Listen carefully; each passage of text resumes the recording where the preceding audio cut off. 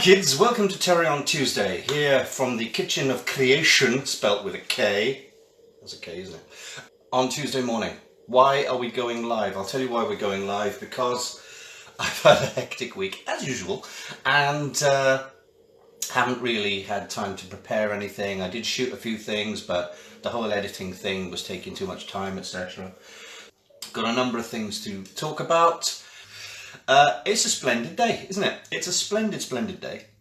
Every time the day is like, it's really nice outside, because I'm sitting out here in the kitchen with the whole window in front of me. The wall is basically glass, so I can look out on my very scruffy garden with sandbags strewn about, and it's a case of like, I should go out and do stuff. It is only just morning. I'm getting up earlier. Have you noticed that? I'm getting up at between 7 and 8 o'clock every morning, which is bizarre because I never used to get out of bed before 11, right? For most of my life. And I think it's a sign of when you get old. You know, it's like you are always tired. You have naps during the day. I have at least one nap, you know, about 4, 5, 6 o'clock. And then I work all bloody night. But you like old people, you see them getting up at 6 in the morning. I think I'm getting old to the point where I start needing less sleep, but more naps, if you know what I mean. And then you get up earlier in the morning. It doesn't help that across the road from me is a very big kids nursery. And they open the doors about 6 a.m. And then by about 7, the parents start arriving. And you can hear screaming kids and really over-enthusiastic, you know, carers and stuff going, "Hiya, how are you? How you have a nice day?" And like as loud as possible. It's mental. And doors slamming and babies crying and stuff. So that kind of gently wakes me up. And before I forget what's in my mind, because I just tried to remember something, Nev, this will interest you. I've been watching a lot of videos by a chap called Tom Scott on YouTube.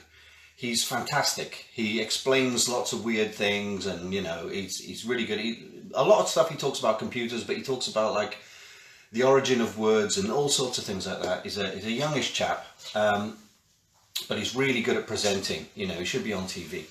But he did a video the other day, and he said a thing at the end, which I thought was so inspirational, so amazing, that I actually emailed him back and said, "Can I use a clip of what you said, and I'll put subtitles on it, and can I put it onto my video? It's not going to be monetized or anything like that." And unfortunately, he said no. Whatever his reasons are, I mean, he's got a couple of million followers, so maybe he, you know, wants to keep his stuff to himself. But anyway, this is what he said, and it's about creating stuff, and it's about having ideas, and basically what he said was this, and I'm going to try and paraphrase him, remember as close as I can, because he said, feel free to say what I said, but you can't use the footage. All right, okay, so he said, if you spend 10 quid in 1 week on an idea, it's most likely to fail, okay? But if you spend 1 million quid and 10 years on an idea, it's most likely to fail. Why is that? Because most things fail. There was I'll explain that in a sec. There was a science fiction writer called Theodore Sturgeon back in the, I think, 20s and 30s. And he said, well, he was told, right, from people that 90% of science fiction is crap. And he said, yes, it is. But that's because 90% of everything is crap. Most things fail. Now, I know all this sounds a little bit negative, but what he meant was, he came up with a thing called Sturgeon's Law, which is basically 90% of everything is crap. I think it was a bit more expanded on that, but generally you can boil it down to 90% of everything is crap. And it's kind of true. But what Tom Scott said on top of this is, instead of spending $1 million, if only we had $1 million, right? Instead of spending that much and 10 years on an idea, spend 1/100th of that on 20 ideas in the same year. That way you've got more irons in the fire, more horses in the race, more rolls of the dice. If you were to bet your entire life savings on one roll of the dice being a 6, 6 to 1 odds, it's still probably something that most people wouldn't do. Russian roulette, 1 bullet, six holes in the chambers, you know, brrr, click, 6 to 1, you know. What are the chances? Isn't it funny though? If you like betting your entire house and belongings on a roll of the dice being a 6 to keep them, you'd be like, oh, I'm going to lose everything. But if somebody gave you a gun with 1 bullet in and spun the chamber and went, okay, you'd be like, I'm gonna win this one. 1 in 6. Anyway, basically what we're saying about Sturgeon's Law is irons in the fire. Now, I'm not saying everyone has to be a complete nut job like me and have a to-do list of things to do and things planned as long as my arm. I kid you not, I've got, I did say a couple of months ago that I had about 35 ideas in folders, ideas for books, TV, films, comic books, illustrations, sculpture, models, whatever. I had about 35 ideas. I checked that last night. I'm up to 45. Things have gone up again. Every time I get an idea, I make a folder for it, I stick a word on it. Maybe I put a quick Word document in there, maybe I put a drawing in there, whatever. And I know none of these things are all out into the marketplace and stuff. But I think ideas, if you're a person who has ideas on a regular basis, and I know, Nev, you do, it's always good to note them and keep them on the back burner, keep them stored up, never get rid of an idea. I think we all know of people who come up with great ideas but never do anything about them, never act on them, and even forget about them. And then 10 years later they go, oh, I had an idea like that. It's like, yeah, but what did you do with it? Nothing. So I have been trying to keep myself sharp when I'm not doing the day job of illustrating and this kind of thing. I'm trying to keep myself sharp on the writing. I'm horrible at typing nowadays. I keep mistyping stuff. It's kind of getting old. Neurons are dying. The speed from which the impulse goes from here to here is slowing down, and you mistype stuff. Anyway, I've been trying to keep my story writing head on, my script writing head on, and I've been working on 3 movie scripts simultaneously.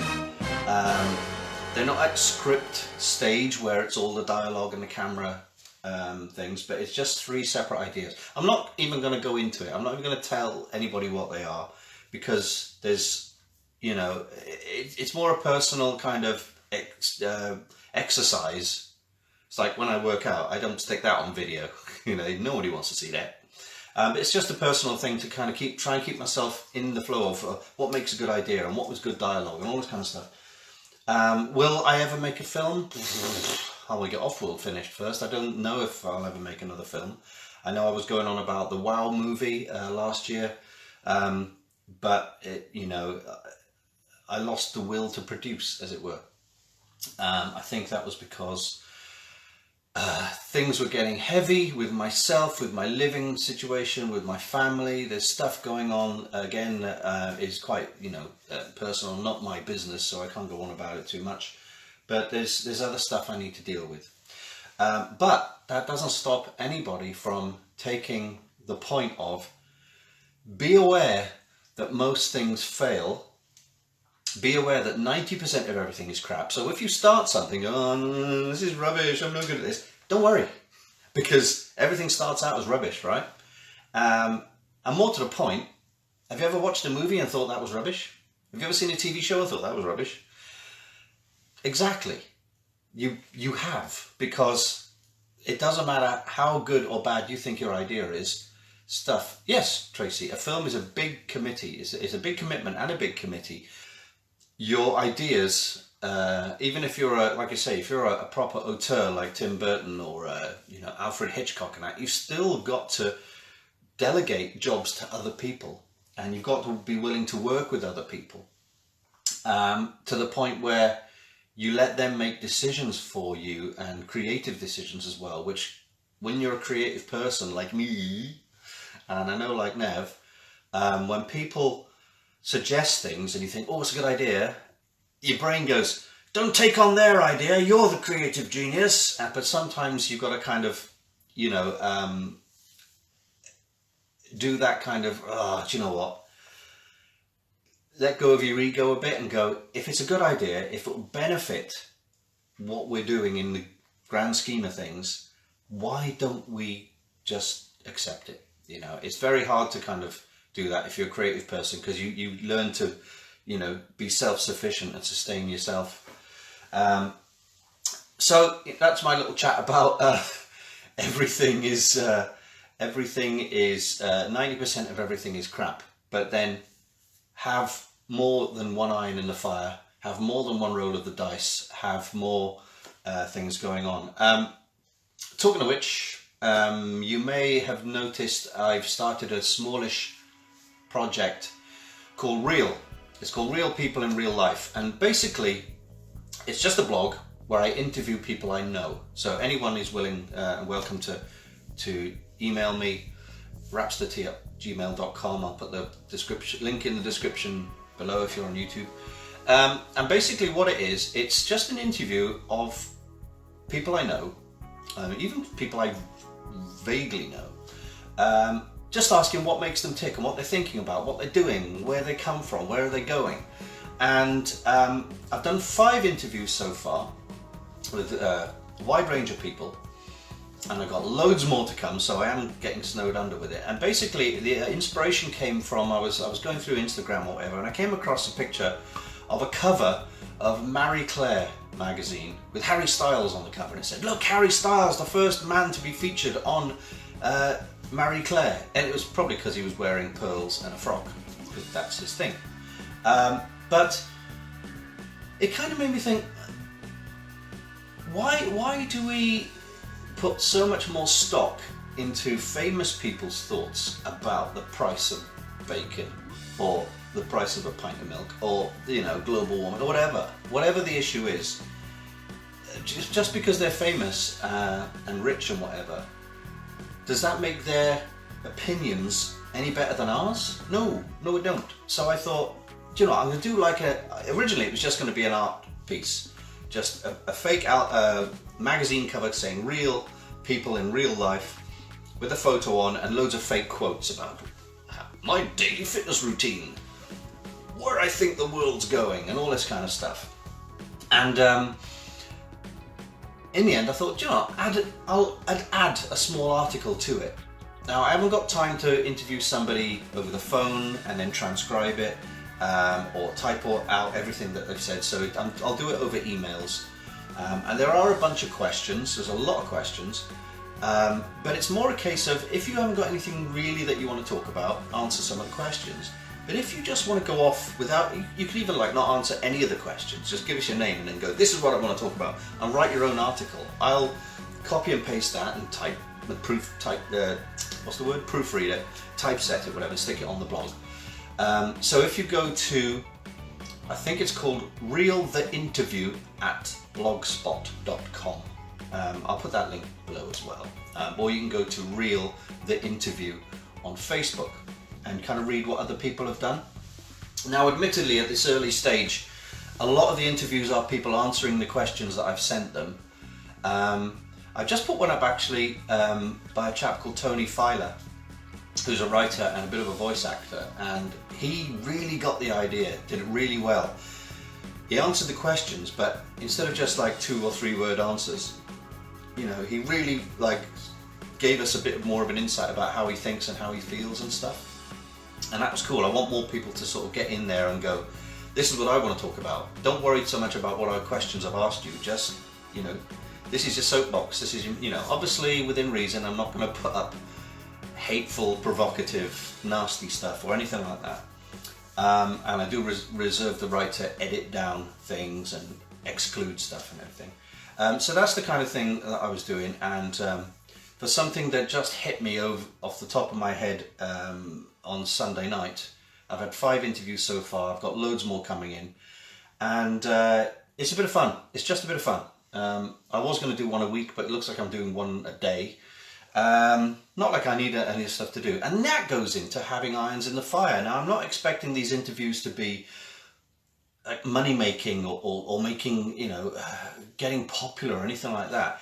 It's just that I realized that the reason I keep starting things, hello Marvin, do you know what I mean? Is that I think I'm addicted to that little buzz of beginning something new. When I have an idea for, like I said, I've got so many ideas listed in folders for films and comic books and characters and all sorts of stuff and TV. It's because it's like, oh, the excitement of just something popping out of nowhere. And I mean the empty space in between my ears. Things are, oh, wow, love that idea. Now it is hard. It's really hard to get to the end, you know, because starting is great fun because it's all new, it's all fresh. But when you've got to go over that and over that and over that again, just to kind of strengthen it and weed out all the rubbish and, you know, and then you've got to get to the end and find a decent ending. It is hard to get to the finish line, which is why I've got so many unfinished projects. I will say though that what was I going to say? Yeah, the being self-employed for so many years now has helped me with that, because I know I've got to finish the job in order to get paid and move to the next one. And also, when I'm doing a job, every job is the same. It's not a personal thing, but I begin to hate the job, no matter what it is. It's like, it can be the best job in the world, but you start doing it and you go, when is this going to finish? But then you get to the end and you get that sense of achievement, etc. But it is, you've got to push yourself through that, and you also get the buzz of, I hated it, but now it's gone. You know, never darken my door again. So yeah, that's my little whinge about what I call the curse of the creative. So if you want to be featured in my real interviews, unfortunately there's not a wide readership. There's not millions of viewers, but you know, it's gaining some traction on Instagram. You know, I'm surprised how many people are following it now. Doesn't matter what you do. You don't have to be an actor or a writer or anything else, or a creative person. I've got a friend of mine talking about life after a stroke and all this kind of stuff. So it's just real people. Give you a chance to see yourself in article interview form, and have a bit of fun with it, you know. So that's that. Right. So talking of projects, I'll quickly show you Marvin. His head is basically finished. I do have to re-glue the metal strips around his collar. The back one is beginning to come off. I didn't use enough glue, but I've put the circular bolts around his eyes. I've put the corrugated metal on his ears now, and circular bolts either side of his ears as well. And I put the corrugated chin piece. The only thing I haven't done is the mouth, which I still need to, I think I'll 3D print a mesh, because that's where I need to look out of. I did speak to the owner of Marvin, Mike Tucker, in Ealing Studios, and I told him that the corrugated stuff on the ear, can you see that? There you go. The corrugated stuff on the ears in the TV series is flat, flush to his ears like that. But in the movie, and as he stands now, they're set out by about 1/4 of an inch. And I guessed correctly that the reason they did that was, in the movie, they drilled a bunch of holes in the ear and then set the plate out so then air would get in. And Mike Tucker did say that that's the reason they did it, and also they put in some PC fans to bring some air in. That's what I think these holes are for as well, to help with ventilation. Now I prefer the TV look, flush plates on the ears, but it may turn out that I have to change it, depending on how hot and uncomfortable it gets in there. And it will get hot and uncomfortable like every costume.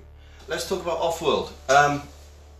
As you will probably know, we're doing a final fundraising raffle to raise cash for studio time and costs to get the film, which I have in my possession upstairs on a hard drive, down to a studio in Cardiff to do the sound mix.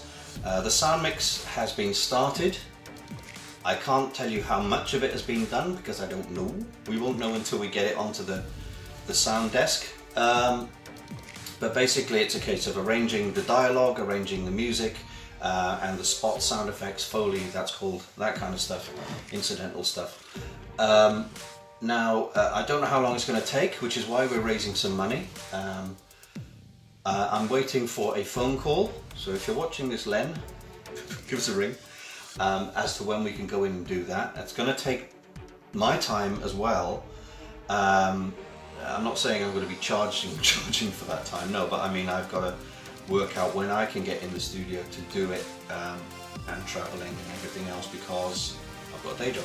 Anyway, so what we're doing is the Off-World raffle. It's in the form of a raffle.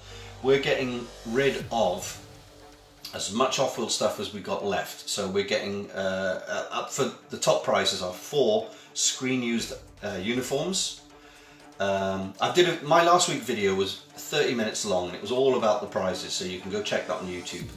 But I'll quickly say the 4 big prizes are the 4 screen used uniforms. That's 3 space uniforms, which are like grey and orange, and 1 female prisoner's uniform, which is like orange jumpsuit. They're the main 4 prizes. The next one after that is a big prop. It's a radio, scratch built radio, science fiction style, with working lights by Andrew Glazebrook, and that's a really nice prop that you see all the way through the film, and it's still working. Then after that we've got smaller props, gadgets, and there's a pistol and a few other little bits and bobs. And then we've got things like art packs. Now if you have a look here, I'm just going to point the phone. These are some, not all, there's about 45 art packs here, all ready to post, but I've got to put more stuff in them. So for example, let's find one that hasn't got, there we go.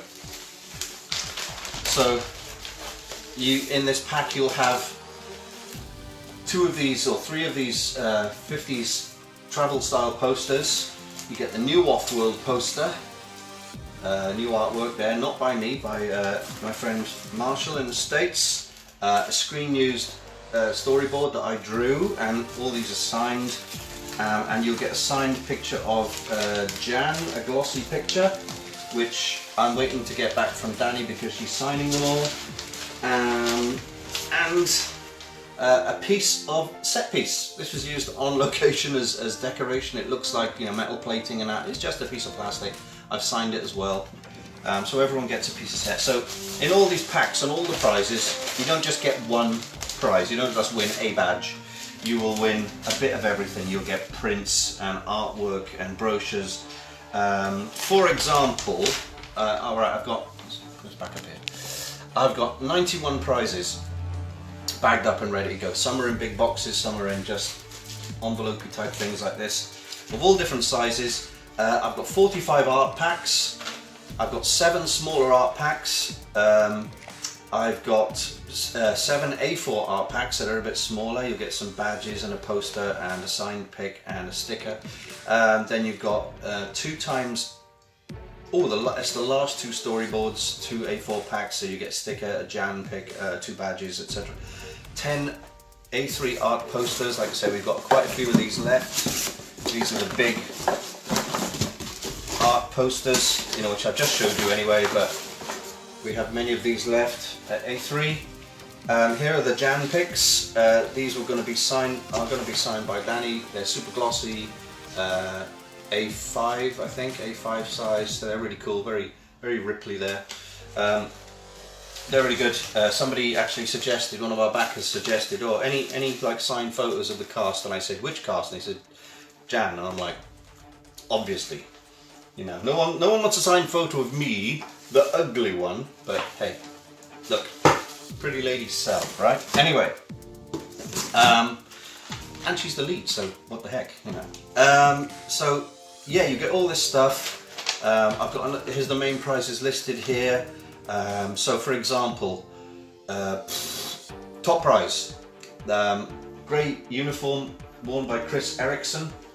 Chris Erickson is on the poster. He's played by Tom there, guy with the beard. And you get his jacket, his trousers and a t-shirt. And the same with the other 2 outfits. They're going to be basically jacket, shirt and undershirt, t-shirt. And then Jan's orange jumpsuit as well, which is not going to fit you if you're a big dude like me. But all these costumes will be folded, bagged and tagged, signed by me and Danny, so you'll get them signed. And then as you get further down, you've got things like the rescue beacon prop. It was a prop I made about that big, like a flashing light beacon, you know, weathered and dirtied up, made out of scrap and bits of metal and stuff, and you get a rescue beacon prop. But on top of that, you'll get some storyboards, you get a sticker, and you'll get a piece of set piece as well. So there's like packs of lots of little things and big things. Now, there are 7 days left for that. 7 days left. You just need to go to, I'll put the thing down below as well, but the easiest way to remember it is tinyurl.com. So it's tinyurl, all one word, tinyurl.com/offworld raffle. And it's £1 to enter, like a raffle, 1 ticket. Enter as many times as you like. We're currently up to 447, I think it was. I haven't even written it down. And the latest one today was a raffle entry by a chap called Justin Andrews, who I've never spoken to before, but he messaged me out of the blue yesterday. And he runs a gaming establishment, like a live gaming establishment thing in Norfolk. And he very kindly and excitingly told me that the set of the Tantalus 2 spaceship that we built 4 years and 9 months ago has moved from Birmingham, because when we were breaking the setup, we didn't want to sort of get rid of it, so we tried to sell it to raise some more money to finish the film off, and we managed to sell it for 300 quid to a company called Grange Live Gaming in Birmingham, and they, we ripped it to shreds, which was painful to do, to get it out of the garage there where it was standing, but they managed to put it all back together in Birmingham. It was there for a couple of years, and now it's been moved from there to this place in Norfolk, and it's going to be, they're currently putting it back together. You'll see it on the Offworld Facebook page. They've put it back together. They're going to have a custom flight simulator, but it's going to be Star Wars themed. I think by the looks of it, they're going to have a built-in R2 unit there with a sound system, custom sim, and they're even calling the ship the Tantalus. So instead of like renaming it for a Star Wars type thing, hi Adrian, instead of renaming it, something else, a bit Star Warsy, they're still calling the ship the Tantalus. Hi Emma, how you doing? Hope you're alright. That's really amazing. 4 years and 9 months later, our spaceship set that we only built for a day or two's filming is still going strong and still being used by people, and hopefully anyway, so Justin Andrews, who messaged me, said that him and his mates are currently putting this back together, and it may be detachable, so they can take it out and about at events. So I said, oh, if it's ever near us, not Norfolk is Norwich way, it's just very east of London, but we if it's ever nearby, we will definitely, I'll try and definitely go and see it, see what it looks like, 5 years later.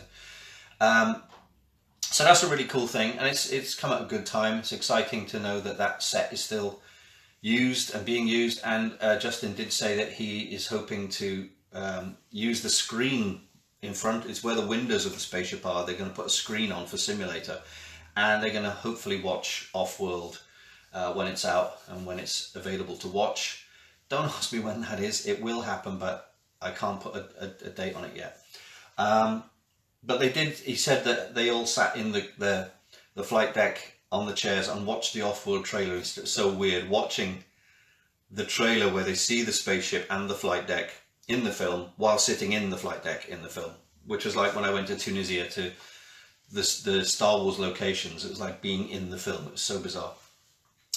So yeah, so that's what's happening with that. So there's only 7 days left for the Offworld prize draw. What we're gonna do is take the money that it costs to post all this stuff out. We got, let's say, 45 packs there. I've got 91 things in all to send out. Prizes are all explained in full in my last week's YouTube video on Tuesday on YouTube. And yeah, so that's all the Offworld stuff. So if you haven't entered, you've got 7 days. We're going to do the draw on the 1st of September, which is the deadline. We'll do a live video probably on the Offworld page, but we'll try and share it on other accounts as well. Hi Heidi. So myself and Danny will be doing our first live video for over a year, easily, to do the draw together. And that's my spiel, that's my video for today. I will put this up on YouTube. I'll try and edit down some of the nonsense. There'll be a lot of edits and this kind of stuff. I'll put links in the bottom here on Facebook and on YouTube for the Off-World Raffle, my Real Interviews page. If you want to get featured in the Real Interview blog, all you need to do is send me a good photo of yourself, the bigger the better, and email me at rapsthetea@gmail.com, or go, if you're on Facebook right now, go to the Interview page and you'll see the big blue picture with the word real in the middle, and just drop me a PM. I'll send you the questions, etc. But you don't have to answer all the questions. You can just go off on one. Just talk about whatever you want to talk about within reason. But you're like, hate speech. I know you don't do hate speech, but you know what I mean. Anyway, that's it for me. Thanks for watching, all 5 of you. I will hopefully see you next week in YouTube. I may actually have some footage or some some footage and stuff about my trip to Western on Bank Holiday Monday as a Dalek, so that is coming up. And if you're not into Daleks and that nonsense, I will be updating people on what's happening with Off-World. As I say, waiting for a date to get into the studio to start finishing the sound mix off, and that's why we're raising money with all this artwork and posters and all sorts of good stuff. So if you can enter the Off-World Raffle, that would be awesome. There are 91 prizes, and it's not just 91 single prizes, it's 91 packs of prizes. So within each pack you get lots of different things. You get stickers and badges and storyboards and artwork. I'm going over myself. Anyway, thanks for all watching. I will see you all next week for whatever form that takes. So, as usual, Jeff, where you been? Where you been? You have to go back. You've got 40 minutes to watch. It's very inspirational, Jeff. Very inspirational at the start. It's all gone downhill now. So anyway, I will see you all next time. And in the meantime, have fun while it's sunny. Stay safe, stay sane, and I will see you soon. Take care now, and bye bye then.